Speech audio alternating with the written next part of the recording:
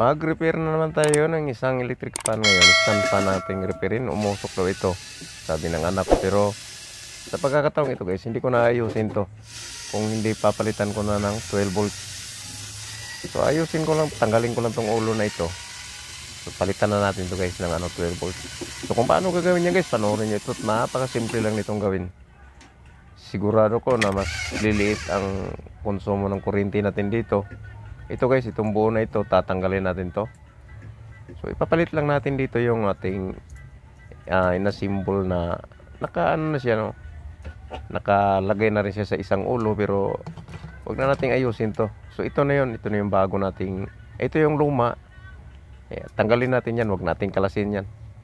Magastos sa kuryente yan guys. So ito, panoorin nyo ito, palitan natin ng bago. Ito na yan siya, no?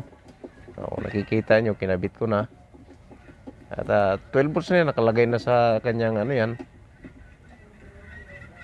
Nakalagay na sa kanyang casing. So pinasok ko rin yan guys, no, doon sa kanyang core. May isang core kasi akong mga bakante dito dahil nag-ayos naman tayo ng mga electric fan talaga.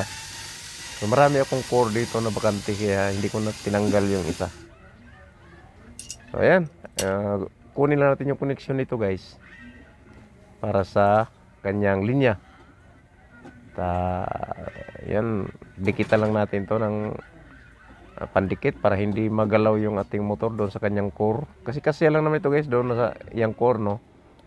Yung core niya at saka yung ating motor na 12 volts is kasya lang. So hinangin na natin guys yung mga wiring niya na didikit natin. So kailangan natin ng terminal dito guys. Huwag nating ihinang doon sa mismong motor. Pwede naman kung wala kayong mga terminal na tawag nito. Kung wala kayo dyan, hinang nyo na lang, tapos lagyan na lang ng electrical tape. Pero sa akin guys, mayroon na naman kasi akong pang terminal dito. So lagyan ko siya ng terminal, tapos lagyan ko rin siya ng sapin para hindi siya magdikit doon sa kanyang housing. Kasi ang housing nito guys is aluminum at magkaroon din ng contact yun. Pagka nagdikit yung dalawa is masisira din ang ating motor. So importante lang na kailangan natin lagyan ng shrinkable. Pero guys, ikabit na natin ulit, no. Balik na natin to. So nakalaylay yung kanyang wire, no. Kasi naman siya guys doon sa sa kanyang housing. Kung titingnan natin parang original din, pero babaklasin natin tong likod nito guys kasi nandito sa ilalim yung ikakabit natin yung ating aparato ng 12 volts. Yan, tatanggalin natin to, yung kanyang original na selector.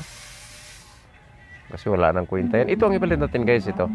Instead na gagawa tayo ng panibagong motor, ang tawag yan, motor, ito na, basta adjuster siya ng 12 volts siya. Imbis ito guys, wag na natin gamitin to. So mayroon tayong nabili. So nasa Shopee lang to. Pero ang aking ikakabit is ito na. So may sarili na siyang on-off, may may adjuster na rin, no. Kung gusto mong pahinaan, palakasan, 12 volts din to guys. Ayan na. So ihinang na natin to, lagyan natin ng butas para may symbol natin. Ganun lang naman guys. So, titignan mo lang kung saan mo banda dapat ilagay. Wala namang problema kasi sa iyo naman yan. Ay importante, mapagana yung 12 volts at sigurado ko liliit ang iyong konsumo sa iyong Meralco bill. So yan na, binutasan na natin gamit ng ating soldering. Pero guys, huwag nyo gagawin to ha. Masisira kasi yung soldering pag ginagamit nyo to. Sa akin kasi, mayroon kong 4 na soldering gun dito. Kaya yun din ang ginagamit ko na soldering. Pero dapat hindi gagamitin yun. Kailangan barina talaga. Okay guys, panoorin nyo ito ha. Kung halimbawa guys na hindi ka pa nakapag-subscribe sa ating channel, please like and subscribe. And hit the bell notification para lagi kang ma-updated sa ating mga panibagong video. At ito na nga guys, naikabit na natin.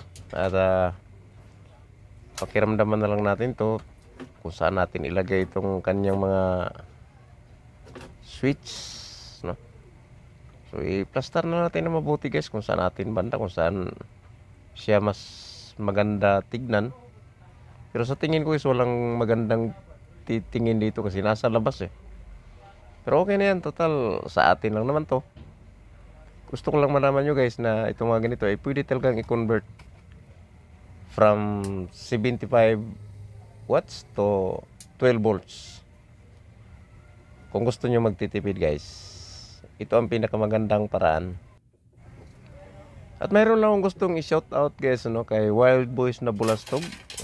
Sir, magandang gabi sa iyo. So lagi kong pinapanood ang video mo sir, at marami ka rin mga talent So ganoon naman talaga tayo dito. So magtutulungan tayo mga maliliit na mga content creator dito sa YouTube. Maraming salamat sa panonood palagi. At ito na, ikabit na natin yung kanyang ilisi. So remind ko lang dito guys, pag nagkabit kayo kasi negative positive, mayroon itong negative positive dahil nga 12 volts ito.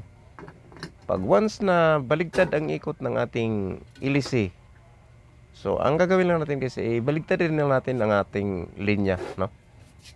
So baligtaran naman yan, depende na lang sa ikot niya. Kung halimbawa baligtad yung ikot, so baligtad rin natin yung ating negative doon sa positive. So baka isipin nyo na baligtad yung nabili mong motor. Hindi po.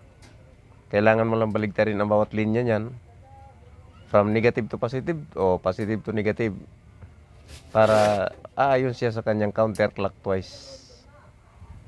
So sa tingin ko guys, ito tama yung kanyang ikot at wag na nating baguhin. Kasi kung baligtad yan, di baguhin natin ang linya. Baligtarin lang natin yung negative, positive. So yan guys, malakas ang hangin guys. So ito 12 volts na ito, no? Inulit ko, from 220 volts, 75 watts, to 12 volts. So napakalaking diferensya nun guys. Ayan na. Ang problema nito guys, hindi kasi ang ating gearbox. Iba ang gear niya. So wala siyang kasukat. So wag na natin siya lagyan ng gearbox. Total mahigpit naman yung kanyang swing. Mano-manuhin na lang natin pag-ikot kung saan natin siya gusto iharap. No? So takpan na natin. Total diipit lang naman tong kanyang takip. Wag na natin itornilyo. So ito guys, ipansarili ko lang naman kasi ito. So hindi ito, walang ibang may-ari ito kundi ako lang. So ayan na, kasya na siya kasi diipit naman yung kanyang takip. So ayan, kung titingnan natin, ay para siyang na rin. Ayan guys. Ayan titingnan natin guys, yun kitang-kita naman. Yun nga lang, itong ating switch ay nakakabit lang sa gilid. Pero okay na yan. May sarili siyang on, off, and then volume. So nag-adjust yung kanyang voltage guys, from 3 volts to 12 volts. Habang iniikot mo siya, unti-unting tumataas ang kanyang voltage hanggang 12 volts. Which is tamang-tama naman doon sa ating motor. Kung iniisip nyo guys kung saan nabili yan, sa Shopee lang yan guys. Shopee lang, Lazada, pwede na yan. Ayan na guys, malakas. Sobrang lakas. So wala kang itulak kabigin dito. So yan, kung gusto nyo mag-assemble ng mga ganito, pwede naman yan, mga electric fan nyo, pwedeng i-assemble talaga yan. Ayan na. So sigurado ko dito, hindi ko masigurado kung magtatagal ito ng ilang taon.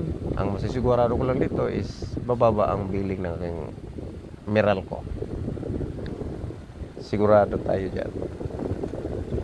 At kung itatanong nyo guys kung magkano ang ginastos ko dito, is simple lang, napakamura lang nito guys. Ang motor ay nabili ko ng 130 plus, no? So ipagpalagay natin 150. So ito yung luma niya guys, Ito yung original niyang ulo. Tinanggal na natin lahat yan. At siguro tatanggalin natin yan, i-rewind natin yan. Kung sakali mang may nagpapaayos, yan ang ikabit natin, no? So yan lang ang So ulitin ko ang ginastos ko dito guys, Sa motor gumastos ako ng 130, 140. So pagpalagay natin 150 guys. Tapos ang ating switch ay binili natin ng 119. So gumastos tayo dito guys na wala pang 300. Wala pang 300 ang gastos natin. Kasi may luma naman tayong ilis guys, maraming salamat sa inyong walang sawang panonood sa aking video. At God bless and good night. Thank you.